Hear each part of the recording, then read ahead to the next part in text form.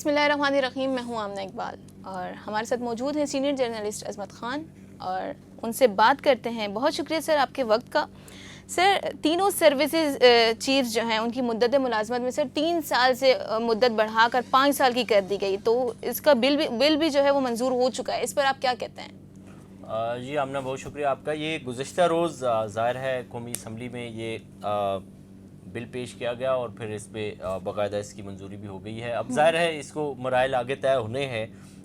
یہ پھر اب جائے گا سینٹ میں بھی اور پھر سینٹ سے یہ آگے ایوان صدر اور یہ سارے مراحل طے کرے گا.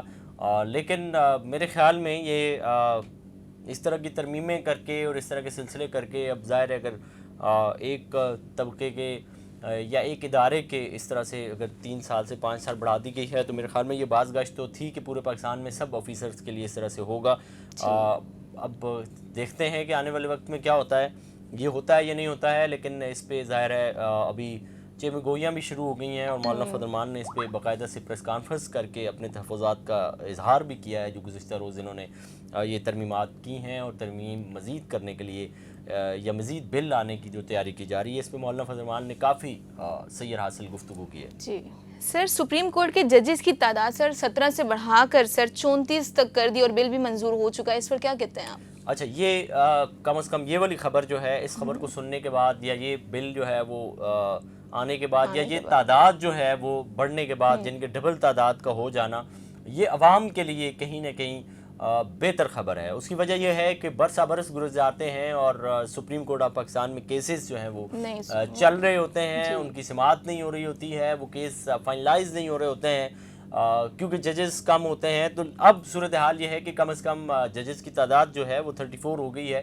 اب امید یہ ہے کہ اب اسی تیزی کے ساتھ جو ہے وہ فیصلے اپنی منزل کی طرف جائیں گے اور جلد از جلد فیصلے بھی ہوں گے اور عوام کو ریلیف بھی ملے گا.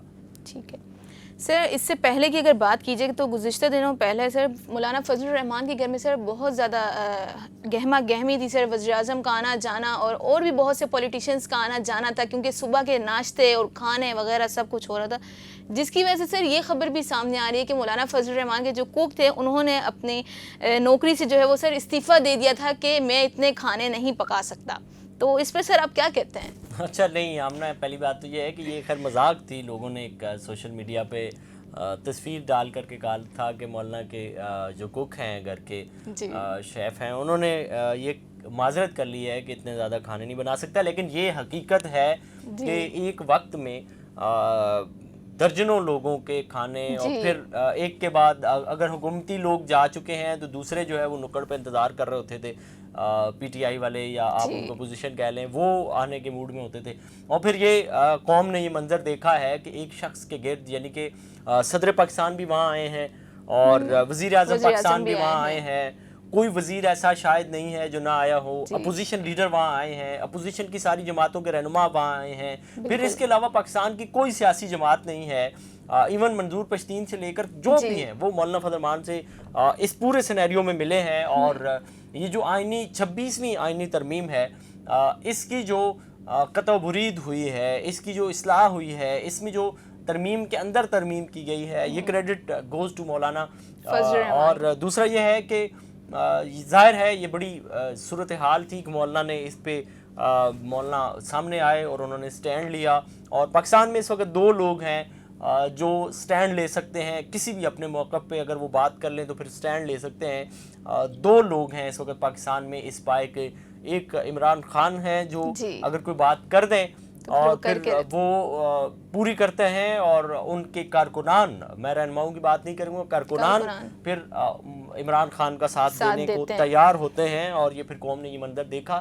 یا پھر دوسری سائڈ پہ مولانا فضل الرحمان ہے کہ وہ کوئی بات کر دیں تو پھر پورے پاکستان میں وہ اسٹریٹ پاور رکھتے ہیں اور وہ بڑے سے بڑا احتجاج اور بہت بڑا لانگ مارچ بھی وہ کر سکتے ہیں. اور یہ انہوں نے کیا ہے, اور اگر وہ یہ بات کر دیں تو وہ کر سکتے ہیں. اور ابھی انہوں نے 1 نومبر میں اور 1 دسمبر میں سکھر میں اور ایک پھر پشاور میں انہوں نے اعلان کر دیا ہے کہ وہ ایک عوامی اجتماعات اس حوالے سے منعقد کریں گے. یہ جو ابھی حکومت بہت تیزی کے ساتھ ترمیمات لا رہی ہیں اس پہ, تو یہ میرے خیال میں مولانا کی یہ والی بات جو ہے وہ حقیقت ہے. آج جو ہے وہ اس پہ غالباً ظاہر تبصرے مزید بھی ہوں گے کہ یہ कल जो प्रेस कॉन्फ्रेंस उन्होंने की है उस पर खासी मीडिया भी कम था, और फिर दूसरा ये था कि उसको इतनी ज़्यादा पजीराई नहीं दी गई है। वो ज़ाहिर है मौलाना फजल रहमान ने एक उसूली मौका पेश किया है गुज़िश्ता रोज़ इस सारी तरमीम को लेकर के।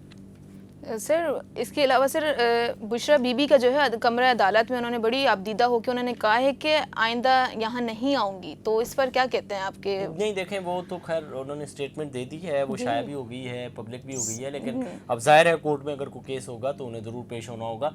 ये तो बुशरा बीबी को भी सोचना चाहिए कि उनके दौरे हुकूमत में, यानी कि उनके शोहर के जो दौरे हुकूमत था उसमें भी ऐसे ही हुआ।